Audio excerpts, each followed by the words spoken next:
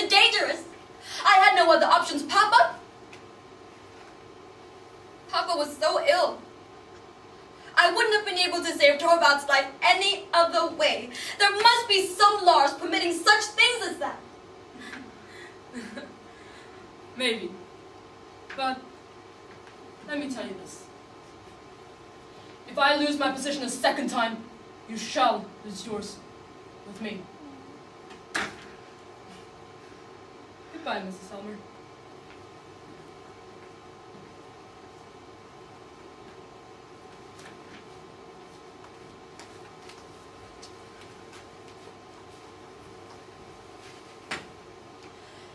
Ah, Mrs. Lynn. You asked to see me, Mr. Helmer. Yes. Please take a seat. I'd like to discuss something with you. I'd like to offer you a position in the bank, as discussed with my wife. Thank you, Mr. Helmer. I didn't think that Nora would actually come through. I suppose I owe her a favor now.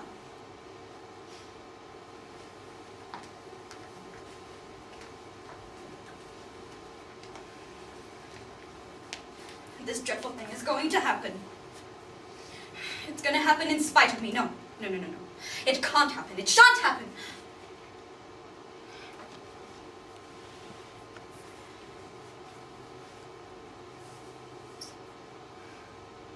Speak low. My husband is at home. No matter about that. What do you want of me, Mr. Krogstad? I have a letter for your husband. Telling him everything. In as lenient as a manner as I possibly could.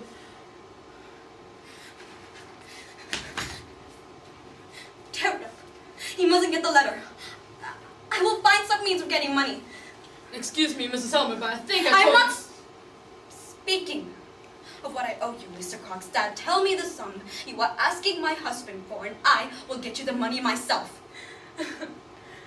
I'm not asking your husband for a penny. What is it that you want, then? I will tell you what I want, Mrs. Helmer. I want to rehabilitate myself. Get back into the bank in a higher position. Your husband must make place for me. That he will never do. Oh, but he will. I know he will. He dare not protest. As soon as I'm in there again with him, then you will see. Within a year's time, I will be the manager's right hand. It will be Niels Krogstad, and no longer Torvald Helmer, who's managing the bank. That is something that you will never see. Never! Oh, do you mean that you will actually... I have the courage for it now. Oh, you can't frighten me. You will see. A fine spoiled lady like you? You will see! Under the ice, perhaps. Down into the cold black water. And then in the spring, to rise up to the surface, all horrible and unrecognizable with your hair fallen out. You can't frighten me. Oh, nor you me. People don't do such things, Mrs. Helmer. Afterward, when I'm no longer... Are you forgetting that it is I who have the keeping of your reputation? Very well now. I have warned you. Don't do anything foolish. When Helmer's had my letter, I shall expect a message back from him. And remember, it is your husband himself who has forced me into such ways again. I will never forgive him for this. Goodbye, Mrs. Helmer.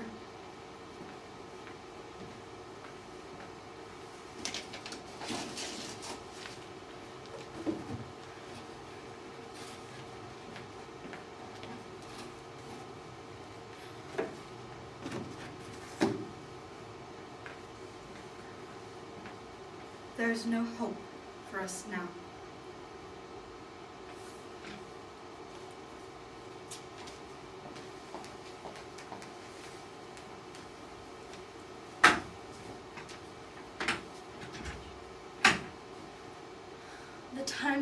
up. Tick, tock, tick, tock. Tick. Ah, they. Come in. There's no one in here. I found a letter from you at home. What does this mean? It is absolutely necessary that I should have a talk with you. And it is absolutely necessary that it should be here? Come in. The Helmers of the dance upstairs. Now, Nils, let us have a talk. Can we two have anything to talk about? We have a great deal to talk about. I should not have thought so. No, you have never properly understood me. I could do nothing else as I had to break with you. So that was it. And all this, only for the sake of money? You mustn't forget, I had a helpless mother and 2 little brothers. We couldn't wait for you, Nils. Your prospects seem hopeless then. That may be so. But you have no right to throw me over for anyone else's sake! Indeed, many a times did I ask myself if I had the right to do it.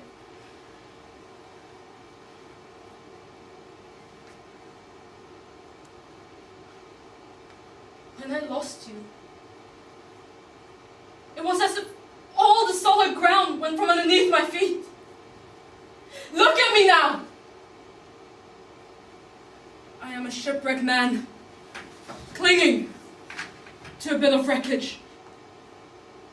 And then you came and stood in my way. Unintentionally, Nils. It was only today that I found out I took your place in the bank. I swear. I believe you, if you say so. But now that you know it, are you not going to give it up to me? No. No, because I have learned to act prudently. Life and hard, bitter necessity have taught me that. What do you mean by that? Well, you said you were like a shipwrecked man. Well, I am like a shipwrecked woman, clinging to a bit of wreckage. What are you saying? It was your own choice. There was no other choice. 2 on the same piece of wreckage would stand a better chance than each on their own. Christine? All my life, as long as I can remember, I have worked, and it has been my greatest and only pleasure. But now, I am quite alone in the world. Give me someone or something to work for. I don't trust that. It is nothing but a woman's overstrained sense of generosity that would prompt you to make such an offer of yourself. Have you ever noticed anything of that sort in me? Could you really? Tell me, do you know all about my past life? Yes, yes. And do you know what they think of me here? You seem to me to imply that with me you might have been quite another man. I am certain of it. Is it too late now? Christine, are you saying this deliberately? I know you are. I can see it in your face. Have you really the courage I want to be a mother to someone. And your children needs a mother. We 2 need each other, Nils. I have faith in your real character. I can dare anything with you. Oh, Torvald. The Helmers, quick, you must go. Please, oh please, Torvald, can we stay just half an hour long? Christine. You're here so late, Mrs. Lynn. Why, yes, I apologize, but I couldn't have gone away again without having seen Nora. Yes. Take a good look at her. I think she's pretty. Isn't she charming, Mrs. Lynn? Doesn't this sweet little person strike you as remarkably pretty? Oh, indeed she does, but I hate to interrupt, but I must leave. Oh, no. Nora, would you please see her out? The dance is Nora, absolute. you must tell your husband. Otherwise, the letter will. Thank you, Christine. Now I know what I must do.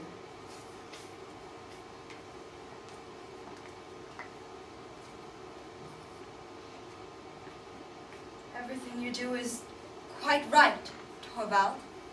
Now my little Starlark is speaking reasonably. It's quite delightful to be at home by ourselves again. To be all alone with you. My fascinating, charming, little darling. Don't look at me like that, Torvald. Why should I look at my dearest treasure? All the beauty that is mine. Mine all very own. You mustn't say things like that to me tonight. Listen, the guests are beginning to go now. Nora, soon, the whole house will be quiet. Yes, I certainly hope so too. Yes, my own darling Nora. Do you know when we are at a party together, why I keep away from you, speak so little of you, and send a stolen glance in your direction every now and then? Now, do you know why I do that? It is because I make believe to myself that we are secretly in love, and that no one suspects there is anything between us. Yes, I know very well that your thoughts are with me all the time. And when we are leaving, and putting the shawl over your beautiful shoulders and your lovely neck, and I imagine, for once, that you are my bride. And when we are leaving our wedding, I'm taking you, for the first time, into our lovely home. To be alone with you, for the first time, quite alone, my shy little darling. All this evening, I've longed for nothing but you. I could endure it no longer. And that was why I brought you down so early. Let go of me, Torvald. I won't! What's that? You're joking, my little Nora. You won't? I won't. You won't? I won't. Am I not your husband? You are not.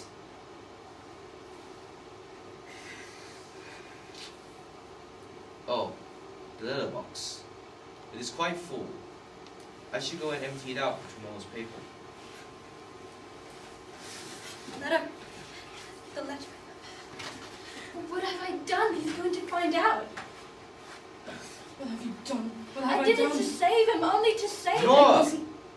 Is this true? I only did it for you, Torvald. It was all for What? you.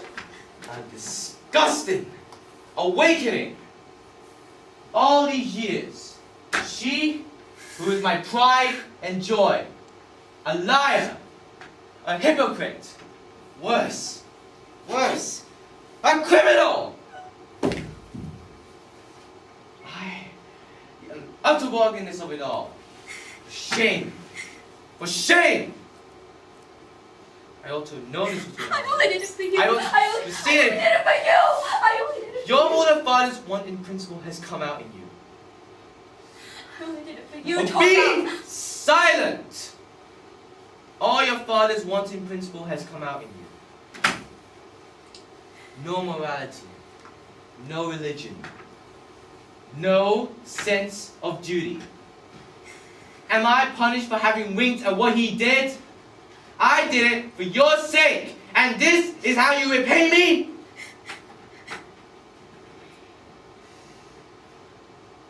Yes. That's just it. You have ruined my happiness, all my future. I can't take it anymore.